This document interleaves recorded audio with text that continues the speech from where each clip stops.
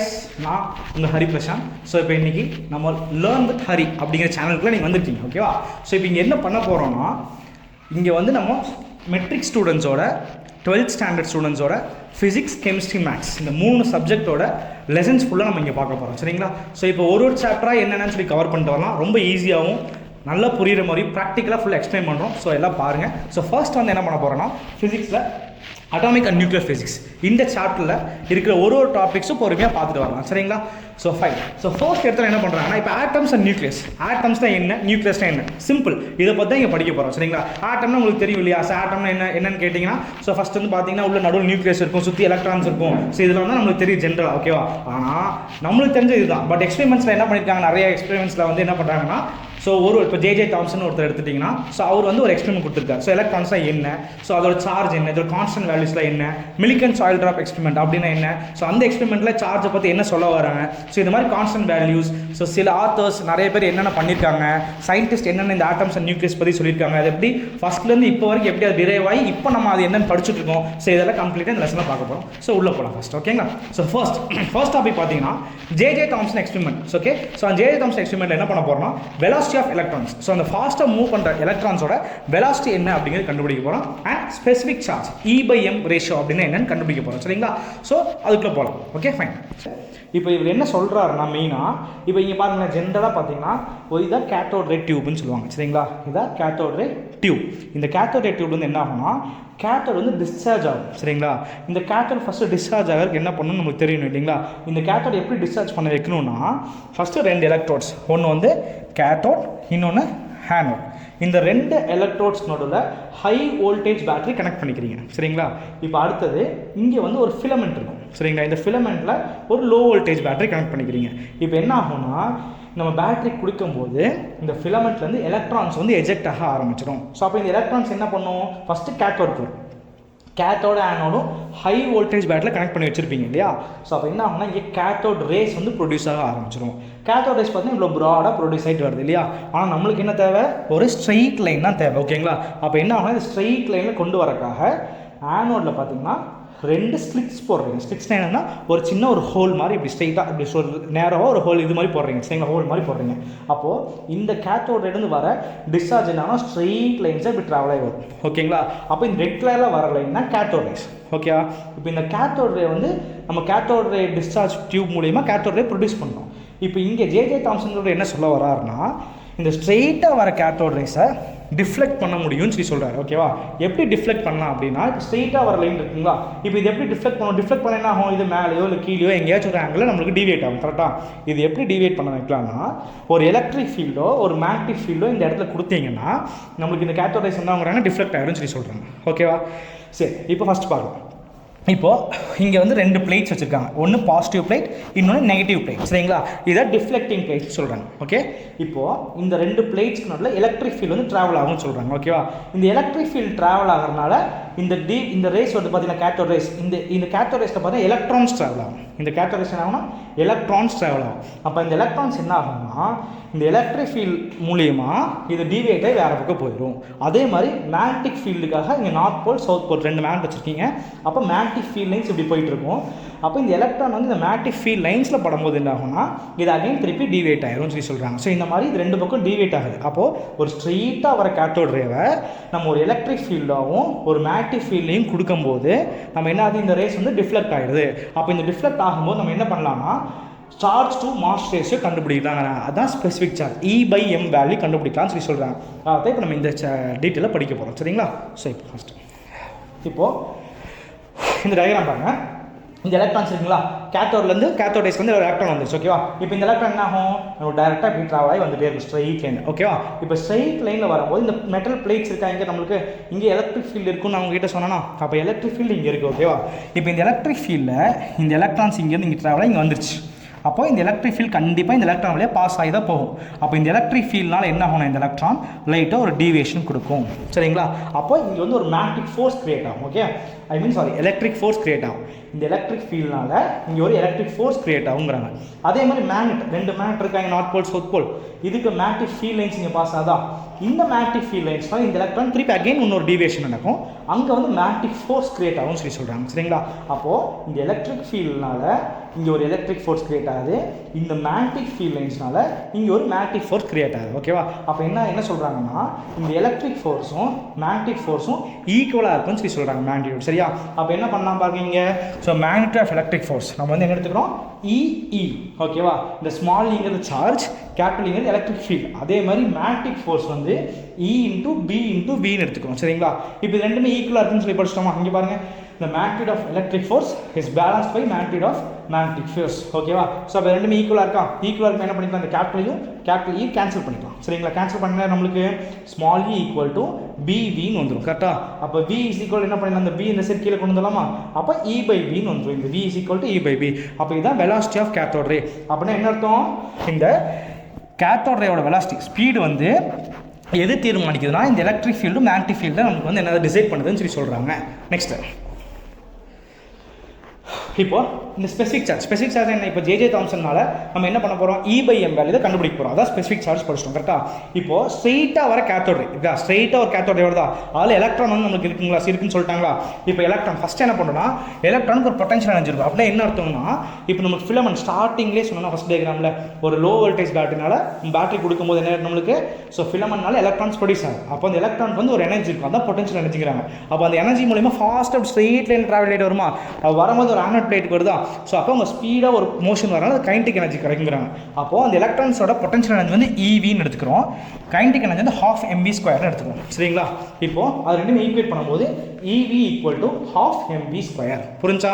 Okay, clear. இப்போ நம்ம first ஸ்லைடில் வெலாசிட்டி ஆஃப் கேத்தோட் என்ன கண்டுபிடிச்சோம், V equal to E by பின்னு கண்டுபிடிச்சோம். கரெக்டாக? அந்த வேலையை சப்ஸ்டியூட் பண்ணாமல் V equal to E by பியை, ஸோ அப்போ இந்த எம்ஐ இந்த கீழே கொண்டு வந்துருங்க. அப்போ இ பை எம் ஆயிடும். கரெக்டாக? பேலன்ஸ் என்ன இருக்குது, இங்கே வி இருக்குது, இங்கே ½ இருக்குது, இங்கே v² இருக்குது. இந்த விக்கு பதில் இ பை பி சப்ஸ்டியூட் பண்ண என்ன ஆகும் நம்மளுக்கு, ஸோ அப்போ e by m is equal to v² by 2v. இந்த எம் இந்த சைட் கொண்டு போயிட்டீங்க, இந்த கேபிட்டல் வி இந்த சைட் கொண்டு வந்துட்டீங்க. அப்போ இந்த எம் இன்சைட் பண்ணால் இ பை எம் ஆயிரும், இந்த வி இந்த சைட் பண்ணால் v² பை கேபிட்டல் வின்னு ஆயிரும். சரிங்களா? v² by capital we. இப்போ இந்த v² பதில் இ பை பி தான் ஹோல் ஸ்கொயர் போட போகிறோம். அப்போ இ பை எம் அப்படியே இருக்குது, 1/2v அப்படியே இருக்குது, இந்த விக்கு பதில் e² பை b² கிடச்சிருச்சு. ஓகேவா?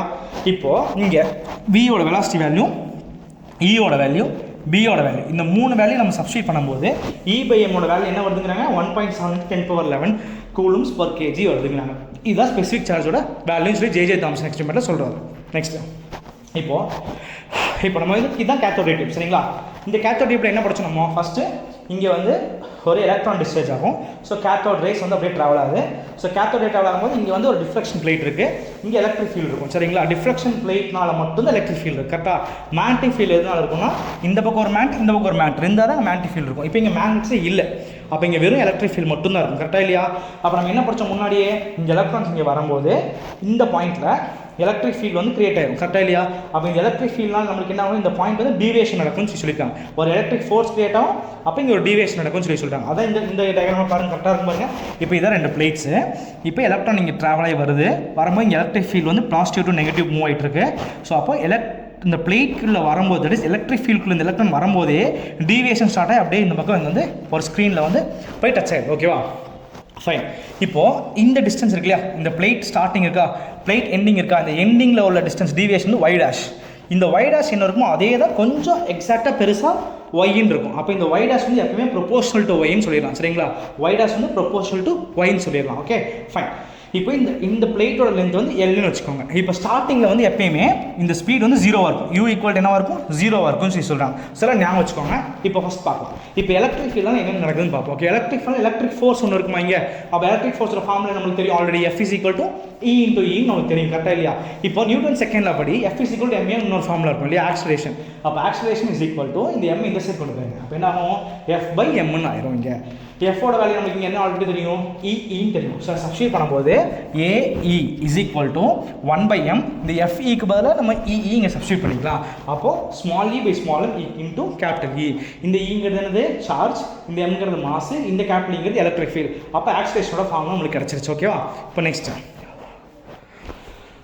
இப்போ என்னன்னா நம்ம என்ன பண்ணுவாங்க கேத்தோட் ரே டியூப்ல எலக்ட்ரான்ஸ் வரும்போது அந்த பிளேட்டுக்கு முன்னாடி வந்து இனிஷியல் வெலாசிட்டி வந்து 0ன்னு படிச்சோம், u = 0 படிச்சோம், கரெக்டா இல்லையா? ஸோ அப்போ இங்கே நம்மளுக்கு என்ன கொடுத்துருக்கோம், u = 0 கொடுத்தாங்க. இப்போ நம்மளுக்கு ஒரு குறிப்பிட்ட டைம் டீல அந்த பிளேட்டை கிராஸ் பண்ணுற லென்த் வந்து Lன்னு கொடுத்தாங்களா? ஸோ அது வந்து t = L/v. இது என்ன ஃபார்ம்னா உங்களுக்கு தெரியும் இல்லையா? Speed equal to distance by time taken, கரெக்டா? அதுவும் time is equal to distance by speed நம்ம எடுத்துக்கணும், புரிஞ்சுங்களா? ஓகே, அப்போ t = L/v வந்துச்சு. இப்போ ஈக்குவேஷன் ஆஃப் மோஷனோட ஃபர்ஸ்ட் ஃபார்முலா என்னது? Second formula sorry, y = ut + ½ at². இந்த uங்கிறது இனிஷியல் வெலாசிட்டியா? இனிஷியல் வெலாசிட்டி நம்மளுக்கு என்ன தெரியும், = 0 தெரியுமா? அப்போ இந்த u = 0 இங்கே சப்ஸ்டிட் பண்ணா இந்த ஹோல் டேர்ம் 0, கரெக்டா இல்லையா? இப்போ நெக்ஸ்ட் 1/2 இருக்கு. ஸோ 1/2 a ஓட வேல்யூ நம்ம ப்ரீவியஸ் ஸ்லைட்ல என்ன கண்டுபிடிச்சோம், small e into capital E by m. So small e into capital E by m. இங்கே t ஓட வேல்யூ நம்ம எடுத்துருக்கோம் L/v. அப்போ L/v தான் ஹோல் ஸ்கொயர், புரிஞ்சா? அப்போ y' = ½ E by m L² by v² இருக்கும். v ஓட வேல்யூ வெலாசிட்டி ஆஃப் கேத்தோட் நமக்கு என்ன தெரியும், e பை b. அது சப்ஸ்டிட் பண்ணா இங்கே e² ஆகும், மேலே வந்து b² ஆகும், கரெக்டா? அப்போ இங்கே e² இந்த e கேன்சல் ஆகுமா? அப்போ கேன்சல் பண்ணி வெறும் e மட்டும் இருக்குமா? அப்போ e இங்கே மேலே b² ஆகும், ஓகேவா? இதுதான் y'. ஓகே, இப்போ ப்ரீவியஸ் ஸ்லைட்ல பாருங்களேன். இந்த ப்ரீவியஸ் ஸ்லைட் நம்ம என்ன பண்ணோம்னா இந்த y' தான் அப்படியே டேரக்டாக இந்த y வரும், கரெக்டா? இந்த y' சின்ன டிவியேஷன், அப்படியே இதோட பெரிய டிவியேஷன் இந்த y. ஓகே, அப்போ இந்த y' வந்து இஸ் ப்ரொபோஷனல் டு இந்த y எழுதிக்கலாமா? ஸோ அப்போ y' வந்து is proportional to y. Okay, y is proportional to y'. அப்போ ப்ரொபோஷனல் சிமிலர்ட்டு ஒரு கான்ஸ்டன்ட் வந்துடும் இல்லையா? அப்போ y = c y' ஒரு கான்ஸ்டன்ட் வந்துருச்சு. இப்போ y = c இன்டூ y' ஓட வேல்யூ இருக்கா? இதை எடுத்து இங்கே அப்படியே சப்ஸ்டிட் பண்ணிடலாம், புரிஞ்சா?